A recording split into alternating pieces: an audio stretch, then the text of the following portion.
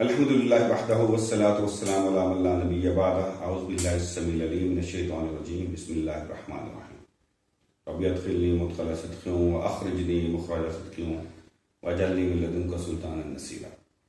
اچھا جی، ایک سوال یہ آیا ہے کہ آزمائشیں کیا ہیں، کیوں آتی ہیں، ان کا کیا کرنا چاہیے۔ تو 1 بائی 1 تینوں حصوں کا جواب دیتے ہیں۔ پہلے شروع کرتے ہیں آزمائشیں کیا ہیں۔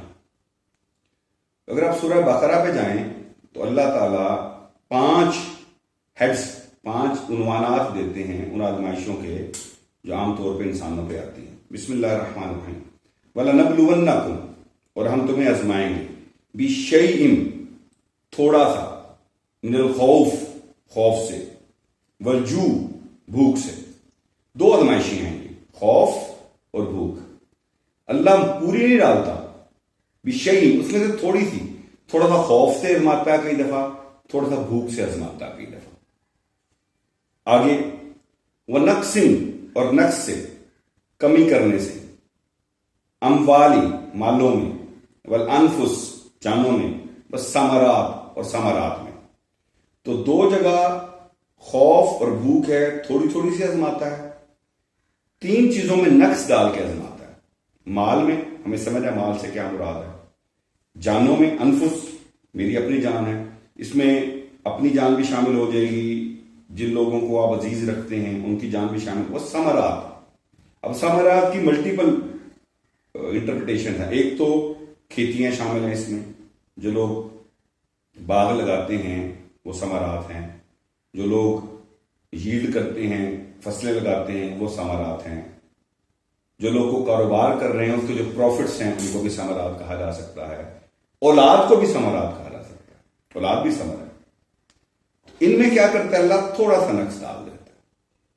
تو 5 ہیڈ آگے، خوف،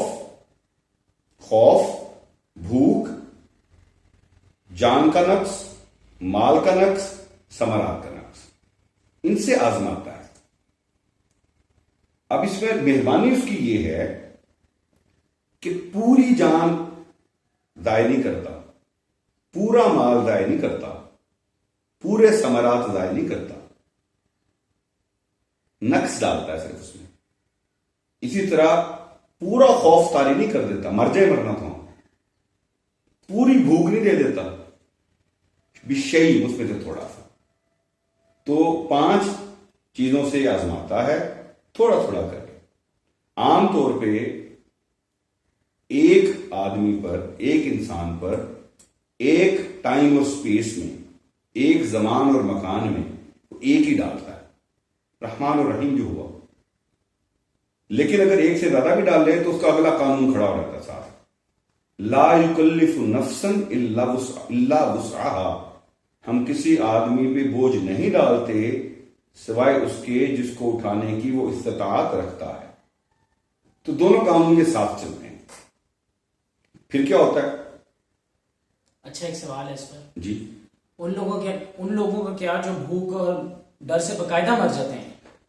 شاباش، وہ بھوک اور ڈر سے نہیں مرتے ہیں، مرنا انہوں نے بہرحال اسی وقت ہوتا ہے۔ بھوک اور ڈر ان کا سبب بنتا ہے۔ اب جیسے ایک آدمی روڈ ایکسیڈنٹ میں مارا گیا، روڈ ایکسیڈنٹ تو کوئی آزمائش نہیں ہے، مارا تو گیا اس سے۔ ایک آدمی کینسر سے فوت ہو گیا، کینسر اسپیسیفک تو کوئی آزمائش نہیں ہے، بیماری ہے۔ بیماری جو ہے وہ کئی دفعہ ہماری اپنی فزیکل بیوقوفیوں سے ہم پہ طاری ہوتی ہے، وہ مر گیا۔ ایک آدمی جنگ میں شہید ہو گیا، اب یہ تو بالکل ہی کوئی آزمائش نہیں ہے نا، وہ تو زندہ ہے۔ ایک بچہ نومولود پیدا ہوتا ہی فوت ہو گیا۔ تو موت آزمائش نہیں ہے۔ موت سے پہلے جو خوف یا بھوک طاری ہوئی،